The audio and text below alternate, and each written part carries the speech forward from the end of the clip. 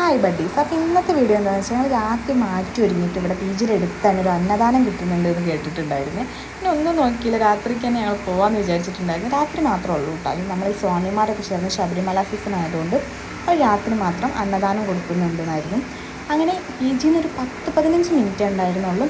അത് ശരിക്കും കൊടുക്കുന്നുണ്ടോ എന്ന് ഞങ്ങൾക്ക് ഉറപ്പുണ്ടായിരുന്നില്ല. അവിടെ ഒരു ചേട്ടൻ പറഞ്ഞിട്ടായിരുന്നില്ല കേട്ടോ ഞങ്ങൾ പോണത്. നല്ല ടെൻഷൻ ഉണ്ടായിരുന്നു. അവിടെ എത്തിയപ്പോഴാണ് അത്യാവശ്യം ആൾക്കാരൊക്കെ കണ്ടത്. അപ്പം പിന്നെ ഉറപ്പായി എന്തായാലും ഇവിടുന്ന് ഫുഡ് കിട്ടുമെന്നുള്ളത്.